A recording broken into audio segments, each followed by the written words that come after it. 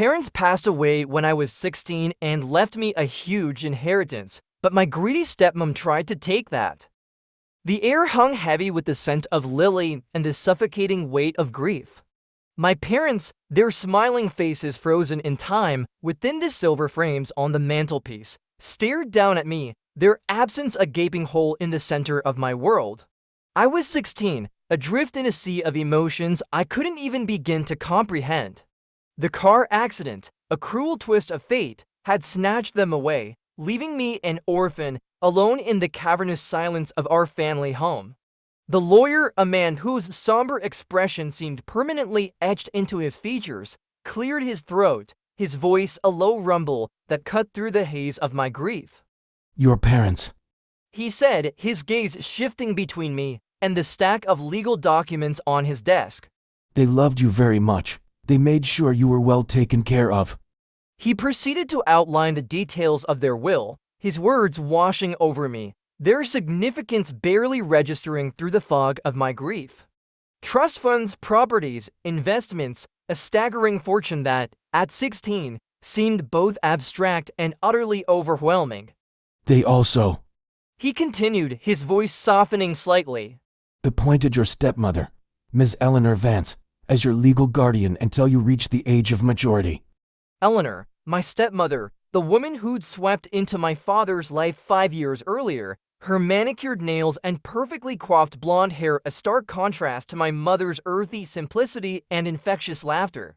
I'd never warmed up to Eleanor. There was something about her, a calculating glint in her eyes, a tightness around her smile, that set my teeth on edge.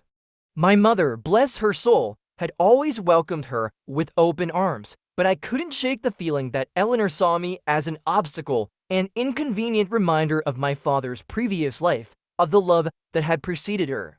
Now she was my guardian, the one entrusted with my well-being, my future, my inheritance.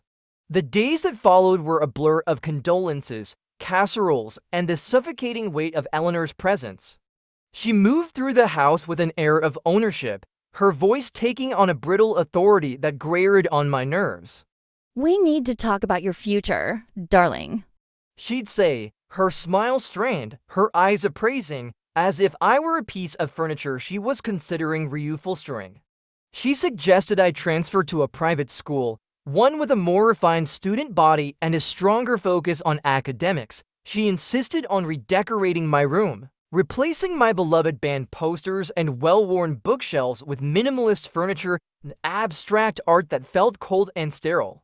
And then came the bombshell. I've been speaking with the lawyers, darling. She announced one evening, her voice a carefully modulated purr that did little to disguise the steely glint in her eyes. They've advised me that, for tax purposes, it would be prudent to consolidate your assets under my management until you're of legal age. Consolidate, a polite euphemism for control, for taking possession of my inheritance, my future, my everything. I saw through her charade, her carefully crafted facade of concern masking a naked greed that turned my stomach. She hadn't married my father for love, she'd marry him for his money, his status, his connections. And now, with him gone, I was the only obstacle standing between her and the fortune she'd so ruthlessly pursued. I'm not sure I understand, I said, my voice calm despite the anger simmering beneath the surface. Oh, darling, it's all very complicated. She sighed, her hand resting on mine with a faint tenderness that made my skin crawl. Legal jargon, tax loopholes, all that dreadful stuff. But trust me, I have your best interests at heart. But I didn't trust her, not one bit. My instincts, honed by years of observing her carefully crafted manipulations, screamed at me to resist, to fight back. And fight back I did. I sought out my own legal counsel, a young, ambitious lawyer named Miss Davis, whose sharp intelligence and no-nonsense approach gave me a glimmer of hope. She listened patiently as I poured out my suspicions, my anxieties, the gnawing fear that my stepmother was systematically trying to steal my inheritance. Don't worry, Ethan. She said, her eyes flashing with a fierce determination that mirrored my own. We'll fight this. Your parents entrusted you with their legacy and will make sure their wishes are honored. The legal battle that ensued was brutal, a public spectacle that pitted me, the grieving teenager, against my stepmother, a master manipulator who wielded her charm and connections with ruthless efficiency.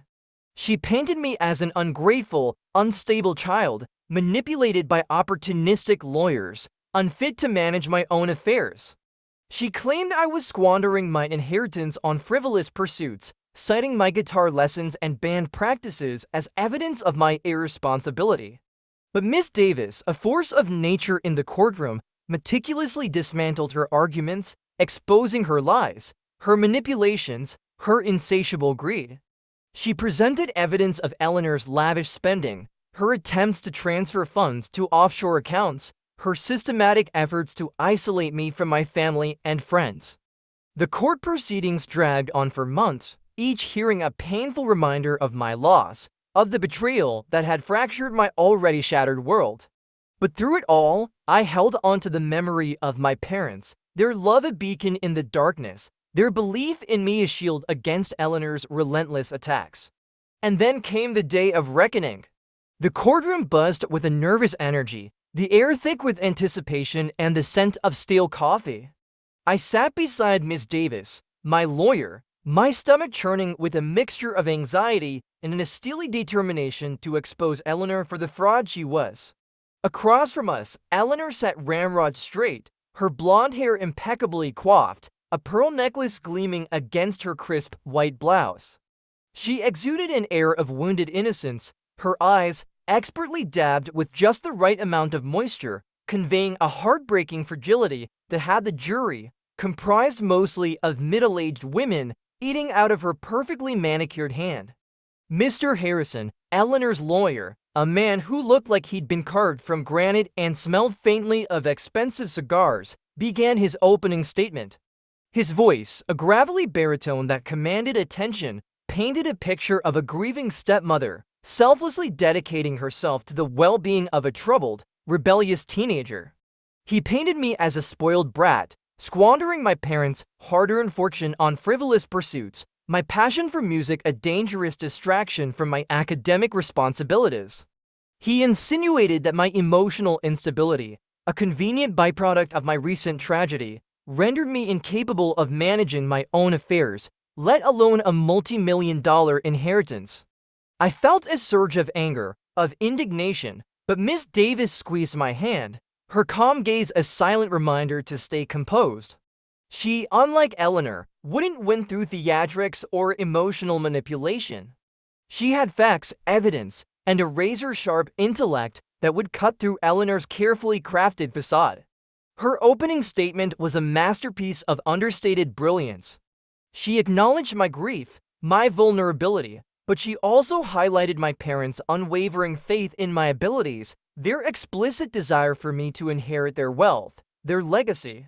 She meticulously laid out the timeline of Eleanor's actions, highlighting the suspicious transfers of funds, the inflated household expenses, the attempts to isolate me from trusted family friends.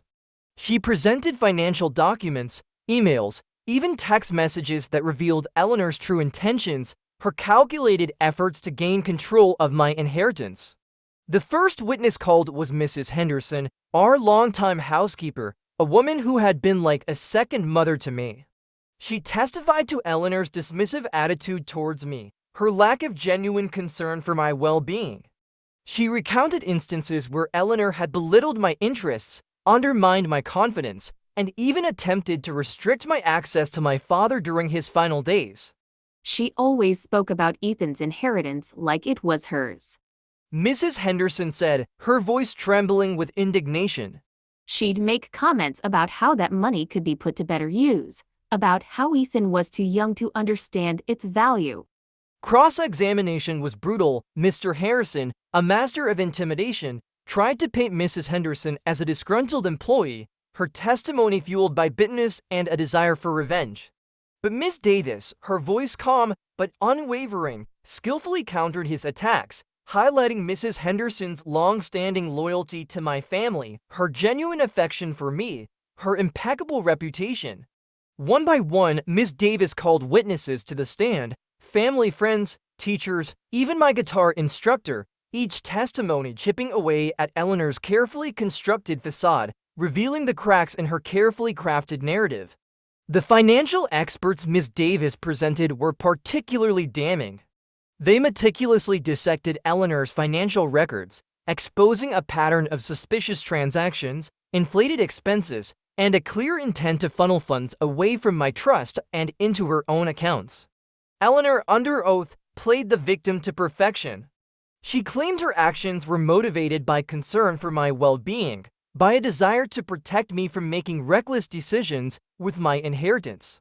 She even shed tears, claiming that I had been manipulated by Ms. Davis, that I was being used as a pawn in a legal game I didn't understand. The courtroom, however, saw through her performance. The evidence, meticulously presented and irrefutable, spoke for itself.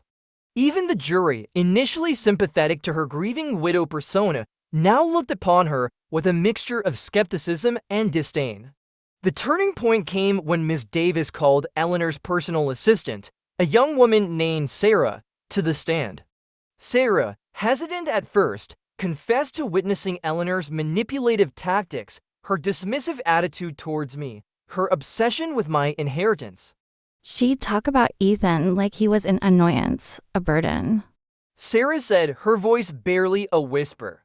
She'd say things like, "Once I get control of his money, I'll finally be free to live the life I deserve." The revelation sent a shockwave through the courtroom. Eleanor's mask finally cracked, her carefully cultivated composure crumbling under the weight of Sarah's testimony. The verdict, when it came, was swift, decisive, and utterly satisfying. The judge, her voice ringing with authority, stripped Eleanor of her guardianship, her access to my funds, her meticulously crafted plans for my future. As she stormed out of the courtroom, her face contorted with rage, a chorus of whispers followed her. The whispers of a community finally seeing her for who she truly was, a gold digger, a manipulator, a woman who had preyed upon my father's kindness, his trust, his love. Justice had been served, but the victory was bittersweet. It couldn't bring back my parents, couldn't erase the pain of their loss, the betrayal I had endured. But it had given me something precious, the knowledge that their love, their legacy, was safe, protected from the greedy clutches of a woman who had never truly understood the value of family, of loyalty, of the bonds that transcended even death. It was a hard-won victory, a testament to the enduring power of truth, of courage, and the unwavering belief that even in the darkest of times, justice, however delayed, will ultimately prevail.